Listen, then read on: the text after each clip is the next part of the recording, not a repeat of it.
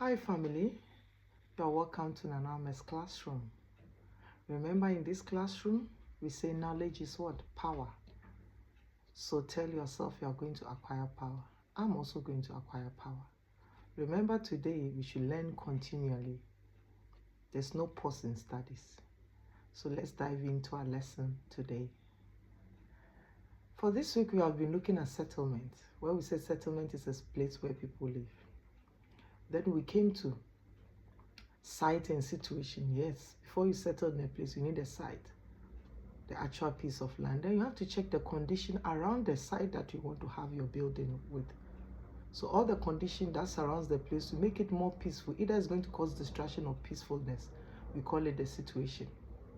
Then we came to how site and situation affect the location of settlement. Yes, that site and situation, all those characteristics that will influence. Yes, it will influence somebody either to live there or not to live there. We look at all those criteria.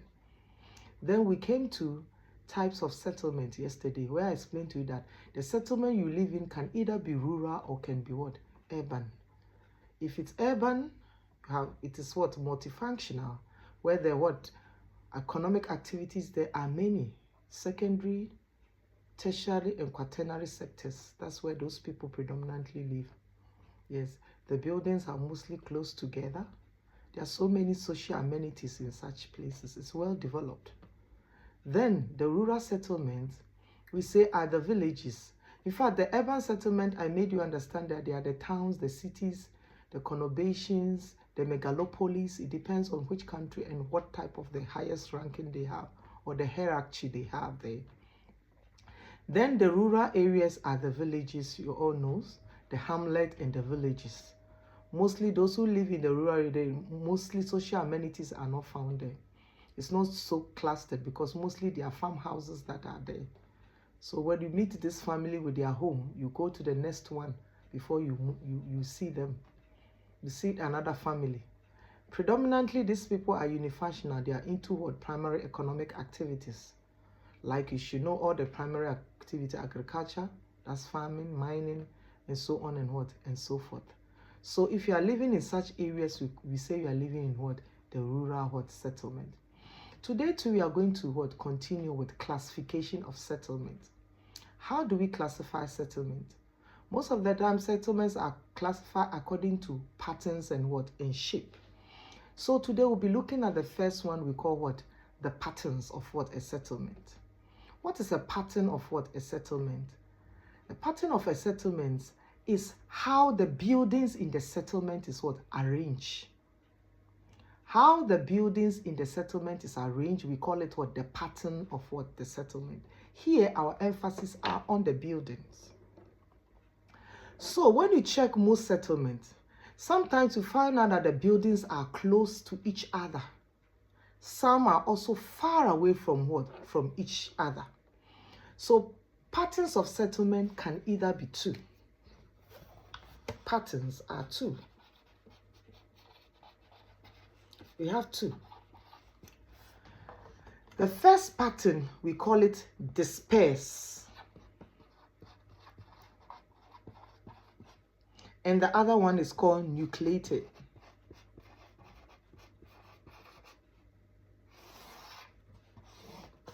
So like I said here, pattern of a settlement is the shape of the building in the settlement. Sometimes buildings are close together. Sometimes you find that the buildings are far apart from each other. So the patterns are two. It's either dispersed or nucleated. What is a dispersed settlement? You find out that the buildings are far away from what? From each other. Buildings are far away from each other. If the buildings are far away from each other, we call it dispersed. Good. Then, if the buildings are close to each other, we call it what? Nucleated. Here you find out the buildings are closer to what? To each other.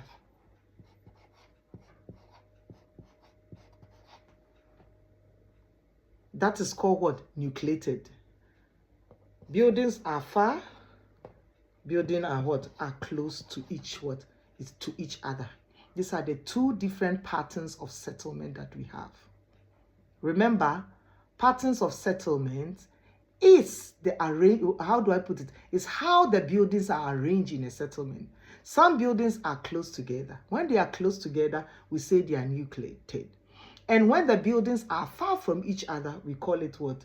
Dispersed what? Settlement. I would say that dispersed settlement, my focus today will be on what? The dispersed settlement. The dispersed settlement is usually what? Rural. Why do we say it's usually rural?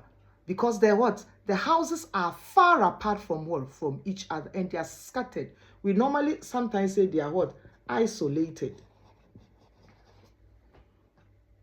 Remember, we say the rural area, they are predominantly into primary economic activity. A farmer may decide to farm on a large scale, therefore he needs a bigger land, and you find his farmhouse just on the other side. Another farmer too will farm this way, another one will farm that way. So they need a bigger piece of land, or they need a space to be able to what? To farm. It depends. Even if you are into mining, remember, you can't bring mining because of the pollution close to what? A settlement. So it has to be far away. So the buildings or for this mining intends to be far away from what? From each other, in order to control what? Pollution. So let's look at some of the advantages of living in what? A dispersed settlement. Farmers become more independent and can experiment with modern method of what? Equipment. That is true. If you are living in a dispersed settlement and you are a farmer, you don't share any machinery, anything with you. You are able to explore. You have a bigger land to what? Yourself. The second advantages of living in such settlement here, most of the time, is that you are able to have a bigger piece of land, a bigger, I would say a big piece of land, so that your farming can be what? Changed from either what? What do you call it? To a small scale to what? A large scale, because you have a bigger space to what? To farm. And remember, you have a lot of what? Privacy. Nobody knows what you are doing in your place. If you are experimenting new method, nobody's able to what? To know that. Not only that, if you are living in what? A dispersed settlement, not only for farming area, you are living in a dispersed settlement, you don't have inquisitive. Some neighbors can be very nosy, pocky nosy. They want to hear everything that is going around there. You have your own privacy. You can do whatever you want to do in your own place. If where you are living is much isolated from other places. That is why people most of the time choose what? To live in what? A dispersed what? Settlement. They want their privacy. No disturbances. Then what are the disadvantages? Some of the disadvantages of living in what? A dispersed settlement. Some of the disadvantages is that lack of social life due to what? Being isolated. Yes, if you live isolated, how will you socialize? How will you see neighbors and talk to them? No. Even if you're a farmer, how will you meet the next farmer and have some discussion with? Your life is mostly what? Private, no social life. Another one is easy target for criminals because of what? Isolation. People who live in isolated area, criminals can attack them easily. Even if you are being murdered or there's a rape or somebody attacks you, nobody will hear. Your scream, nobody will hear that. Meaning you can be in a lot of what? Danger. Mostly these farms required what? Large amount of capital to be sustained. Yes. If you are living in what? A dispersed settlement, you are a farmer, you have a big land, you want to go into what? Large scale farming. You need a lot of money to start. That becomes what? A bit of a problem. It becomes a disadvantage to you. Basic services, you know, cannot be found there. Because not because of 2 or 3 people there, we have to bring all the basic function. A hospital must be there, a school must be there, a bank must be there. Everything cannot be found in what? In such what? Areas. So it becomes what? A disadvantage what? To you. So this is some of the disadvantages of living in what? In a dispersed what? Settlement. We are still going to continue with the nucleated what? Settlement. But remember, we're looking at what? Patterns of a settlement. Where we say there are 2 patterns of a settlement. The pattern is how the buildings are arranged. Some are arranged close to each other. We call it what? Nucleated. Some are arranged. Another name for nucleated is what? Is clustered. Some are also arranged far away from what? From each other. If it's far away from each other, we say it is what? Dispersed, and it is what? Isolated.